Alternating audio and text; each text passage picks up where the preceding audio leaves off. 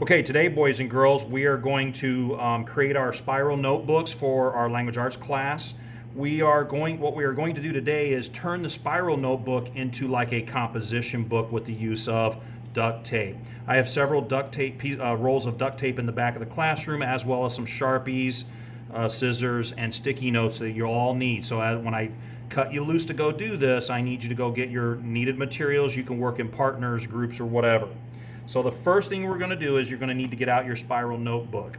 And on your spiral notebook, you just put it on your desk, and you will need the duct tape. When you get your duct tape, find the start to it, and you're going to peel off a piece of duct tape the length of the composition book.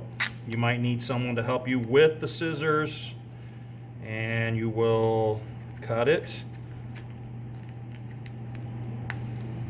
or tear, however you need to. Okay, and then what you do is you'll see like a dotted line or right at the edge. Put your duct tape right on. You don't have to cover the holes in case you want to stick it in your binder or something. And then just tape over the spirals. Flip it over and then come back over. Now what that does is it'll keep the spirals in place so that when we store the books, the spirals won't pull, and it'll help you not pull at the spirals. I know a lot of you like to play with that metal pieces. Then put your name on the notebook, however you want to do it. Okay, so that we know that it's yours.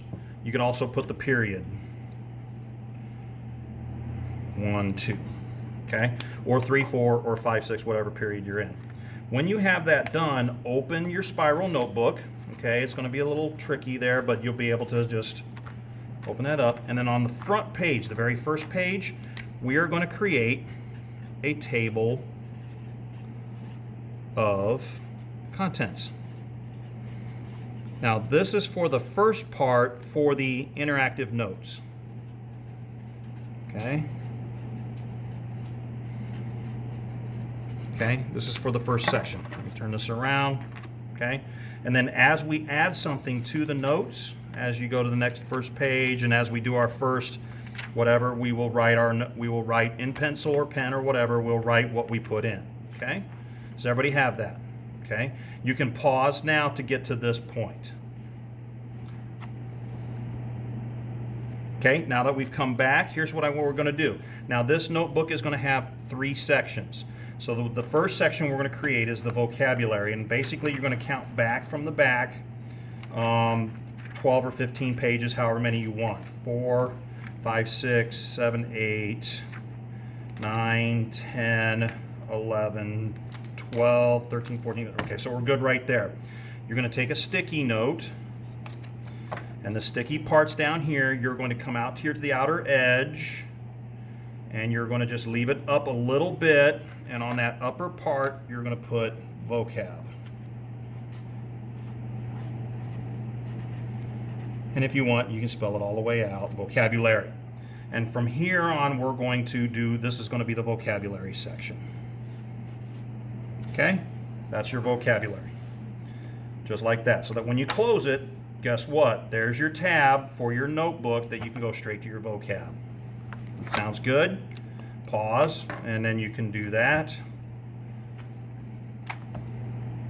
Okay, now that we come back, we're going to create the second section. Because our interactive notes are not going to take up the most of the part of the book, so I'm going to say about halfway, I'm going to create another section here. So this front part is going to be our interactive notes. Okay, about halfway, we're going to do one more tab. And we're going to put this tab right next to the vocabulary. Just to put the sticky side down. And this one, we are going to create our journal.